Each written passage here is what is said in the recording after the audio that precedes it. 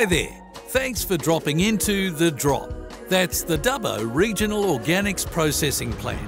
Here, the contents of your green bin are transformed into compost. Lots of farmers and gardeners call compost gold because of its many benefits. Compost improves our soil so we can grow better food.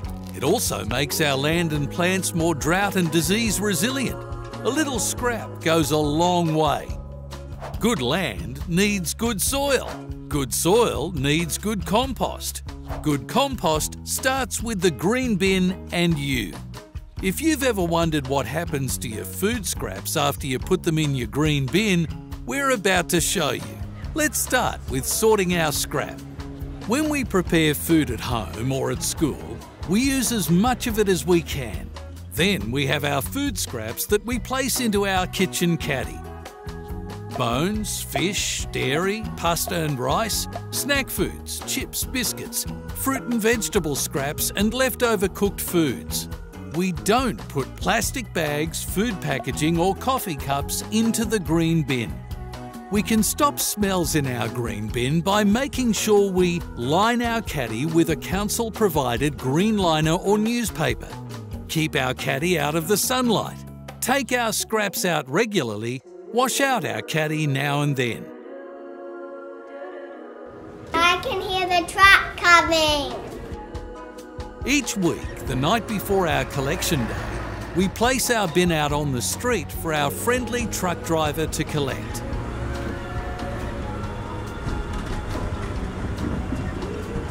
All the green-lit bins that are picked up from our homes are taken in the truck to the Dubbo Regional Organics Processing Plant. This is where our food scrap is transformed into compost, and you're about to learn how.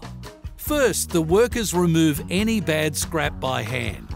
This is not a fun job. It smells, and sometimes it's dangerous when people put really bad scrap, like sharp items, in their green bin. So let's keep bad scrap, plastic bags, bottles, containers, clothing, metal and glass, out of our green bin so it doesn't find its way here. And let's keep putting the good scrap in. Once the bad scrap has been removed, the good scrap gets shredded into smaller pieces to make it easier to break down into compost. It's kind of like chewing your food properly before you can swallow it. This is our tunnel of scrap. The shredded scrap goes into the tunnel for 14 days. This is Indy. He controls the temperature and airflow in the tunnels through his computer. He controls the temperature to the right heat so that nasty germs and weed seeds don't end up in the compost. We have 3 tunnels here, so we can make a lot of compost from the scrap. Now the scrap is starting to look a bit more like compost. After it leaves the tunnel, the scrap is placed in big rows outside. It's left out in the weather for 3 months to continue to break down. This space is called the maturation pad. It's turned, checked and tested often to make sure it meets Australian composting standards.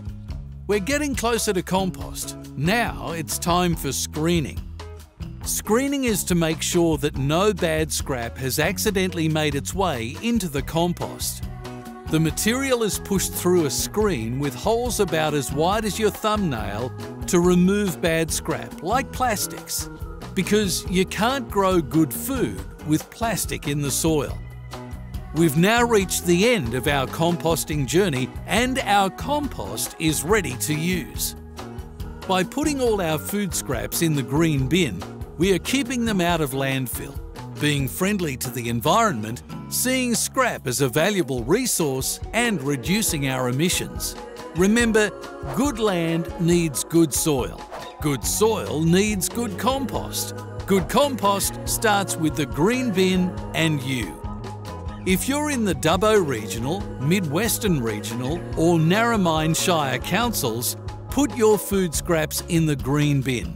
Then our farmers can grow even better food to feed us all. So let's get our scraps sorted.